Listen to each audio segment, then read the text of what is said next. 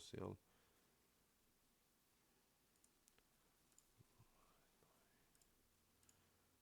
Da, internal system error. Mi-a dat eroare, de ce? Și ca target o să fie sell side-ul ăsta, cel mai apropiat sell side. Dar uite că tot îmi dă, ce nu îmi dă, tot îmi dă erori, ce are? Au ăștia de la trade probleme, ce au? Să văd pe o oră dacă am altă... Am asta, ar putea să mă duc aici. Stop loss-ul să-l pun aici corect. Deși deja văd că ce run a făcut înapoi. Mamă, ce run a făcut înapoi. Deși normal să ia primul fair value gap, care la mișcări de astea bruște să ia primul fair value gap aici. Ăsta ar trebui corect. Ăsta e primul, dar văd că face înapoi... Hai să vedem, poate de aici o să retragă și o să se ducă... Nu, S&P nu tranzacționez S&P. Nu, doar Nasdaq tranzacționez atât. Deși m-am grăbit eu o leacă cu intrarea asta, trebuia să mai aștept puțin să văd dacă... Da, în fine, hai să vedem, poate coboară în jos, nu trebuie să fac mai mult de 1700 azi, că nu am voie, încă sunt challenge, nu sunt pe paper, nu sunt pe performance account și nu am voie să depășesc foarte mult. S-ar putea să mă scoată, dacă rămâne, nu știu, s-ar putea să mă scoată, îți dai seama că văd că e foarte volatil și face retracement în sus, deci s-ar putea să-mi ia stop loss-ul, nu cred că se duce în jos momentan, într-adevăr am grăbit și eu intrarea, trebuia să mai aștept puțin, m-o scos. Trebuia să mai aștept puțin pentru că ăsta e normal fair value gap-ul normal, dar na.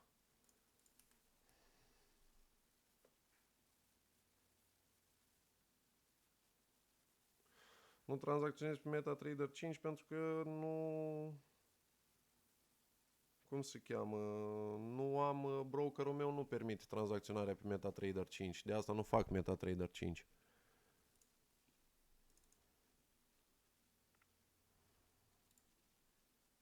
Nu fac MetaTrader 5, nu tranzacționez pe MetaTrader 5. Eu ce fac doar pe TradingView. Da, m-a scos ce m-a luat, m-a lichidat, instant m-a luat. Instant m-a dat afară direct.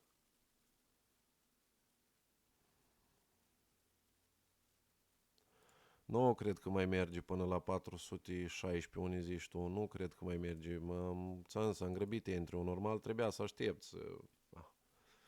Am grăbit entry-ul. Aștept să văd, ia să văd pe S&P ce se întâmplă. Pe S&P a venit și-a luat high-ul ăsta de la 9 jumate. Format.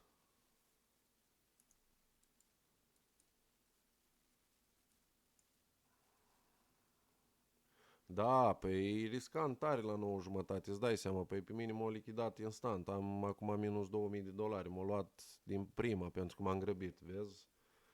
Când sunt atent și la chat și la alea, am zis că vezi, Doamne, hai că intru, dar uite că am greșit intrarea, vezi, și am pierdut $2500, atât de scump e contractul. Și acum normal că se duce în jos, cel mai probabil asta o să facă, pentru că a venit la S&P, a luat high-ul la 9 jumate format, aici fair value gap-ul ăsta, mersi Dragoș de subscribe, mersi. O luat și high-ul ăsta de aici, cel mai probabil o să se ducă în jos acum, pentru că am grăbit entry-ul. Dar aștept să văd dacă mai am vreo oportunitate, ceva, să intru având în vedere că am greșit intrarea asta, să văd. Încă nu știu. Pe daily, oricum, săptămâna asta suntem bearish, până în punctul ăsta o să fim bearish. Deci până aici nu caut niciun entry de buy. Dar să vedem. Vedem ce se întâmplă.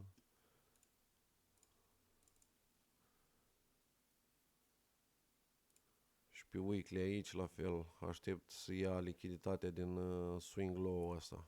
Aici la fel din swing low ăsta. Normal cel mai evident swing low este ăsta. Și cu asta. Astea două ar trebui să vină marketul să facă run de lichiditate pe el.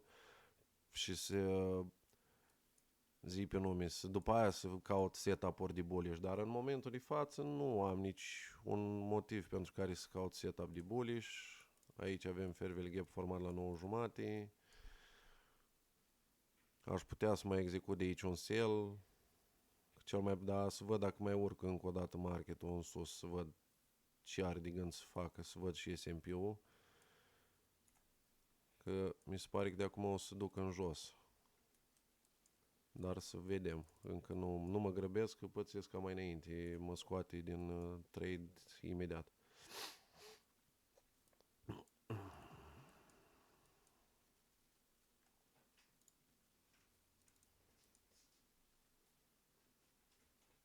Asta e high-ul de la 8,5. Nu cred eu că mai vine să-l ia. O luat aici, pe Londra. O luat off-session high-ul ăsta. Asta mă interesa pe mine. Dar pe Nasdaq ar fi ăsta. Nu-ți mai vine el până aici să-l ia niciodată.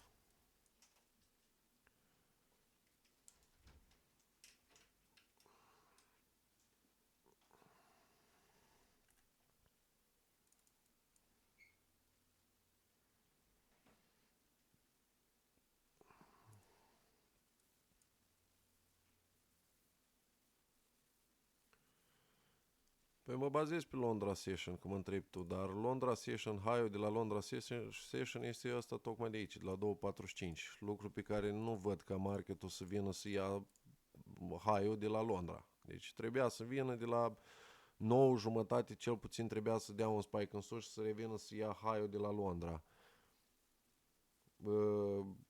Cum nu a făcut asta, nu cred că o să se mai întoarcă să ia high-ul de la Londra. Pentru că ăla era targetul meu. Eu am zis că nu intru până marketul nu ia buy-side liquidity, dar din câte se vede, marketul a făcut altceva față de cât mă așteptam eu să fac la 9,5. Și uite, pe mine m-a lichidat, m-a scos din trade și acum face reverse doar pentru simplu fapt că am grăbit trade-ul, nu am avut răbdare. Pentru că, na, sunt și atent la chat, am zis că stai să vezi că pierd mișcarea, am intrat mai repede decât trebuia și n-am făcut nimic, vezi? Cum am pierdut o grămadă, am pierdut $2000 inutil. Dar asta este, aștept să văd în continuare dacă o să fie altceva. Dacă mai este altceva, dacă nu, închid ziua cu minus $2500 și cam asta e treaba, nu-i o gaură în pământ. Că există sesiuni și mâine, deci nu e asta o problemă. Sau cel mai probabil ce se poate întâmpla în momentul de față este că marketul poate să facă reverse acum și să meargă în sus ca să ia buy-side liquidity, deși nu cred că o să se întâmple asta, și să coboare, sau s-ar putea să respecte fair value gap-ul ăsta care este format aici deja, pe un minut, pe time frame de un minut, având în vedere că suntem în continuare bearish până în punctul ăsta sau ăsta, sunt foarte multe probabilități, foarte multe chestii. Nu caut setup de buy pentru că nu... Zi pe nume, nu am decis să caut setup de buy, pentru că suntem bearish. Pe time frame mare suntem bearish, uite. Și aici suntem bearish, vezi, au luat week-urile astea aici, relativ equal highs și au făcut reverse. Deci până aici sau aici eu sunt bearish în continuare, nu am decis să caut setup de buy. Dar mai aștept momentan, mai aștept să văd acum ce poate dacă mai oferă un entry ceva, că momentan văd că o intrat în consolidare, nu merge nicio direcție, stă pe loc. Fiecare candelă stă pe loc, nu face absolut nimic. Am umplut 50% din gap, chiar aici am umplut și mai bine, că au ajuns până în candela asta de aici, dar să văd ce are de gând să facă. Pentru că pe o oră văd că face reverse și urcă în zona asta. Și la fel și ăsta, se duce să ia high-ul de la Londra. Deci cel mai probabil o să vină și aici. Mai am de așteptat, nu am ce să fac. Doar să execut pur și simplu un buy, pentru că știu că marketul trebuie să vină în buy side liquidity, să coboare până în zona asta aici și să folosesc marketul să folosesc imbalance-ul ăsta ca inversible fair value gap și să caut un long până în buy side liquidity și după aia să văd dacă mai oferă ceva, dar până nu intră în candela asta de aici să mi oferi order block-ul ăsta ca să-l tratez ca bullish order block, până nu intră în zona asta aici, măcar să pun stop loss-ul aici, nu pot să intru nici acum în tranzacții. Așa că ce aștept eu acum este ca să coboare până în punctul ăsta și să poți să execut un buy. Să zicem că s-ar duce în buy, deci, deși per total suntem pe time frame mari bearish. De asta nu vreau să caut setup de buy pentru că aș risca inutil. Că mai ziceți voi că de ce nu fac contratrend? Pentru că vedeți și voi cât de repede te lichidează piața. Nu stă foarte mult la discuții. Îți dă un spike de la și te-o scos. Hai să execut. Au picat trade of eight, au picat broker, nu pot să cred așa ceva. Nu pot să execut trade-ul, că mi-a dat eroare în mentenanță, cred. Da. A intrat brokerul în mentenanță, nu pot să execut trade. Ai, ce tâmpenie, au căzut trade of eight-ul.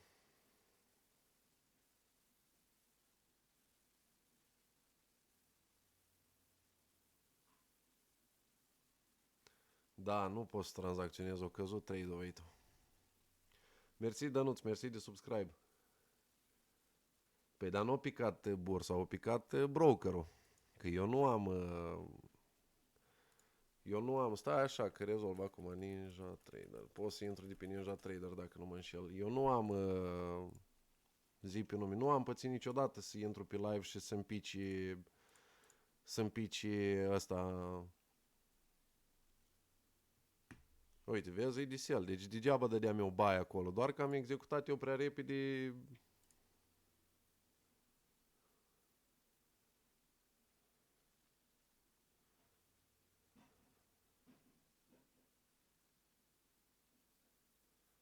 Nu o să închide, să știi că e foarte greu să ajungi foarte bun să ajungi foarte bun în trading, e foarte greu.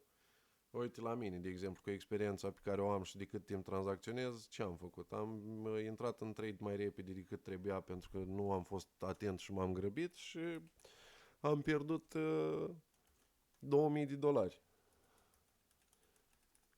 Știi că e greu, nu e chiar, nu merge nici Ninja Trader, nu pot să execut trade, degeaba mă chinui, mai stau poate între timp o să-și revină, nu am ce să fac. Da, și Ninja Trader e picat corect, am văzut acum, nu am ce să fac, n-am ce să fac. Bine că nu m-a prins în tranzacții, că poate făcea reverse și mă scotea pe minus din închideam contul, având în vedere la ce scumpis contractele. Dar nu am ce să fac, nu. Na.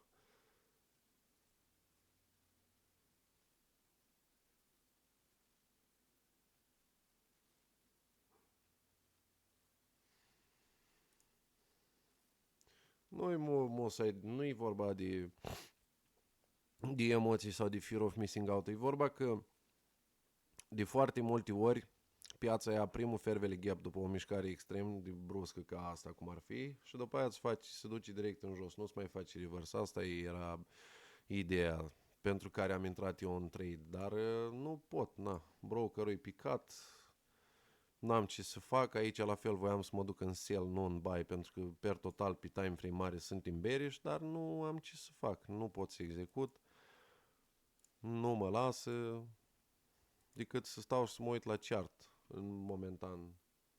E greu cu el, îți dai seama, na. Și eu pierd care am experiență, nu câștig în fiecare zi, îți dai seama, dar nu pot, uite, dacă dau sell îmi spune că brokerul este picat. N-am ce să fac. Nu prea am ce să fac până nu-și revine.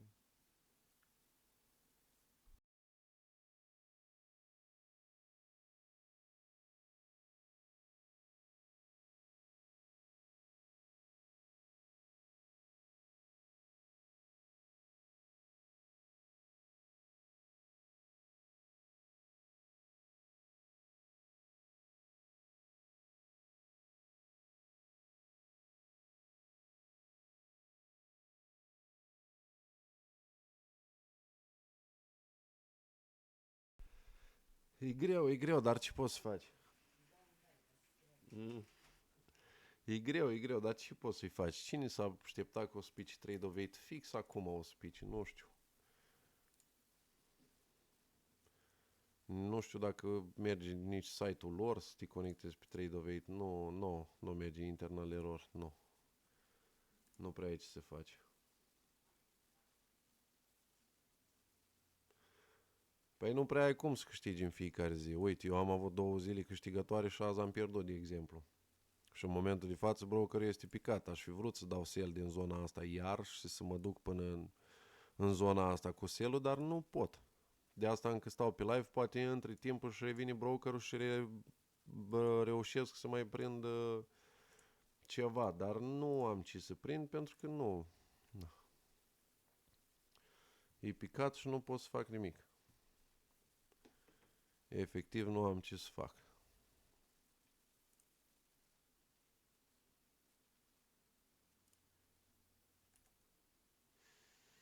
Ăsta încă se duce în sus, probabil vine să ia ăsta.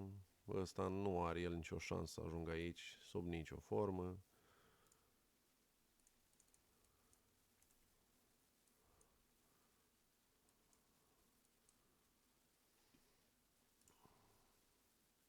Da, văd, iar intră în range, stă pe loc, ce să fac? Nici nu știu ce să fac. Mai stau pe live, habar n-am, poate între timp o să-și revină brokerul și să am altă oportunitate. Pentru că momentan, ați văzut și voi, nu pot să dau sell de aici. Deci de aici, dacă aș fi dat, pentru că ține foarte bine, nu pot. Nu pot, îmi dă eroarea asta. Și doar de acum nu mă văd că o să se ducă în jos. Pentru că ăsta este fair value gap pe care l-au respectat și știam că s-ar putea să vină până aici. Dar na, nu am ce să fac. Mai, ce enervant e.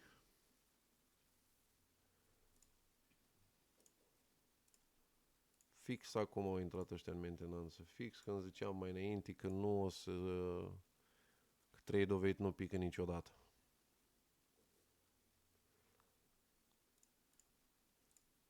Doar dacă dau refresh, cred că m-o și deconectat. Da, m-o deconectat de la broker pentru că nu-i...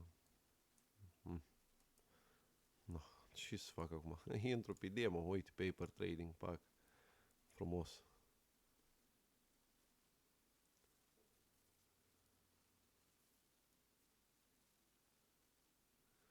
Și doar dacă intru pe demo și dau sell aici, să zicem că ăsta ar fi ca target, uite ce scump e contractul la... ce scump e contractul la futures. Și targetul să fie low ăsta, cam atât ar fi trebuit să fac și eu dacă reușeam, dacă mergea brokerul și mergeam să dau sell. Dar cum brokerul nu merge... Da, tu ești pe well chart, eu sunt pe trade of age și uite că nu merge. E picat. Au fost mentenanță peste tot. Fix acum s-o trezit și ei să facă mentenanță. Prețul se duce în jos, fa major acum. Prețul se duce în jos, doar că eu nu mai pot să prind mișcarea asta pentru că brokerul a intrat ăștia în mentenanță. Nu am ce să fac. Până nu își termină ei mentenanță care durează de obicei, nu am ce să fac. Uite, și acum pe paper trading, același trade voiam să le execut și mai înainte, numai că m-am grăbit.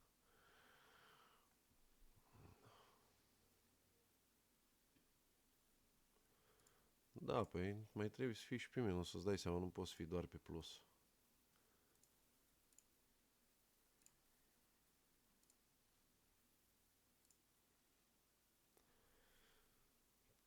Da, coboară. Coboară și eu nu pot să fac nimic pentru că nu am ce. S-o trezit ăștia cu mentenanța lor fix acum. Și ce coboară încă. Hai de capul meu cum pierd eu trade din cauza la ăștia de la trade of ul vieții. Nu merge, of. N-ai ce să faci. Trade of ul vieții. Păi prețul se duce la low ăsta. În momentul de față, ăsta era trade pe care voiam să le execut mai înainte, dar brokerul e căzut, aici se duce după low ăsta. Vezi că am intrat pe paper trading, că măcar paper trading-ul nu e în mentenanță și poți să tranzacționez demo. Aici e zona în care se duce. Eu dacă intram în tranzacții, același target îl aveam ca și momentul de față pe care vi-l arăt vouă pe chart acum, dar nu pot să intru, nu am ce să fac. Ninja Trader-ul văd că și-a revenit Ninja Trader, ia să văd și-a revenit și Trade-o-Vate-ul.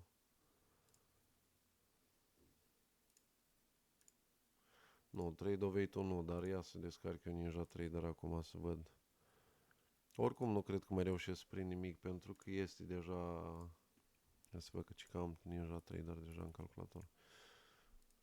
Nu cred că mai reușesc să prind nimic pentru că sunt în urmă deja. Sau puțin sub low, dar s-ar putea să ducă mai jos, puțin mai mult. Să instalez eu Ninja Trader ca pe viitor să nu mai am probleme de genul ăsta.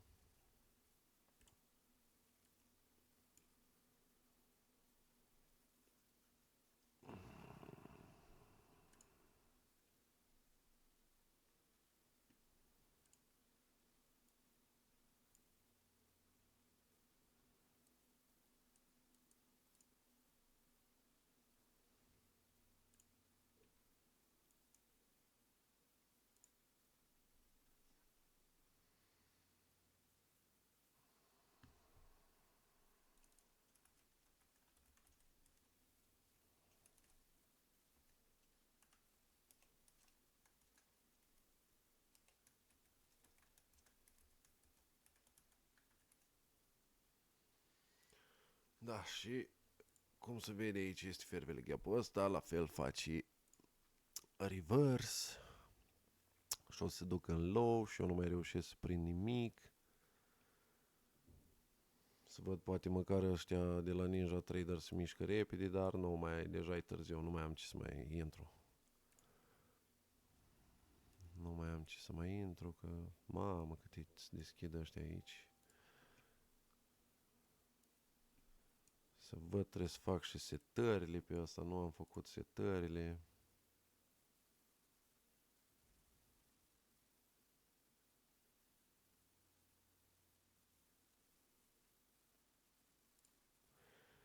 NQ, să-l dăm pe 5 minute.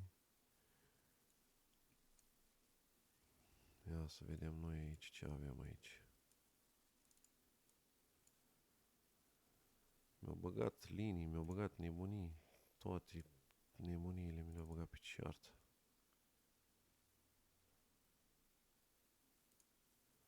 Nu merge, ce ai de nu merge?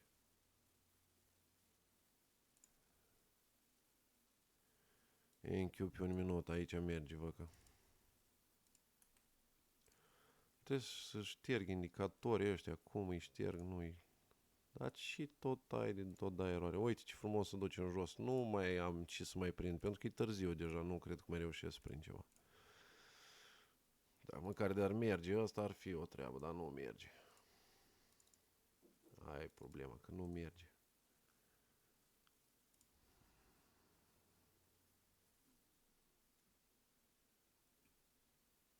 Nu știu dacă o să fie buy pentru că nu caut de buy. Ți-am zis, per total pe time frame mare suntem bearish. NQ.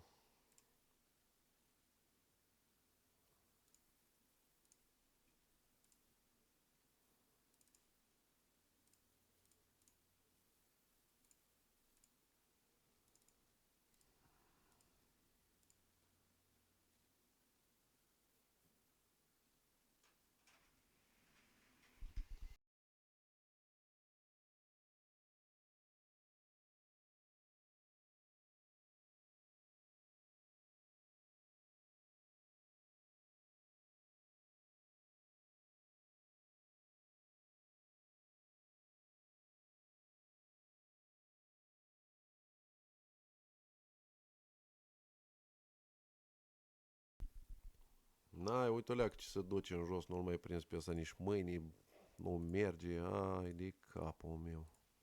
Ce să mai prins, uite o leacă ce s-a dus.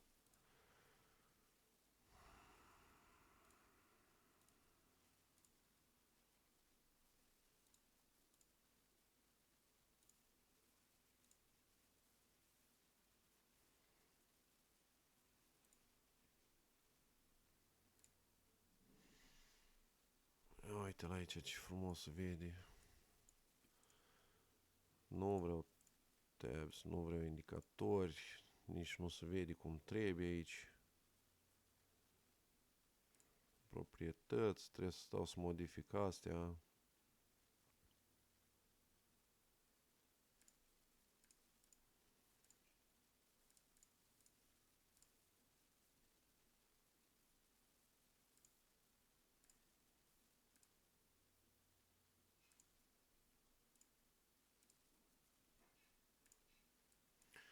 Hai să văd așa cât de cât dacă...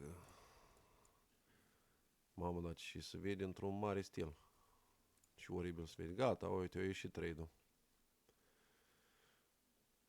Da, și să mai prins pe bai când se întoarce, că trebuie să stau să fac, uite ce gaură înceartă mi-a băgat aici, nici nu... Și cu programul ăsta, uite, de asta nu folosesc. Exact, ăsta este motivul pentru care nu folosesc eu alte...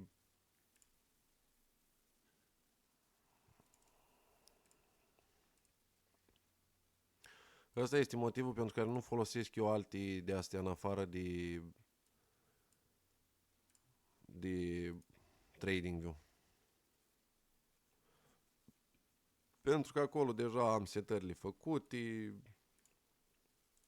Uite-l cum se vede. Se vede de zici că acum trebuie să stau să pierd timpul să-i fac eu aici lui setările și alea.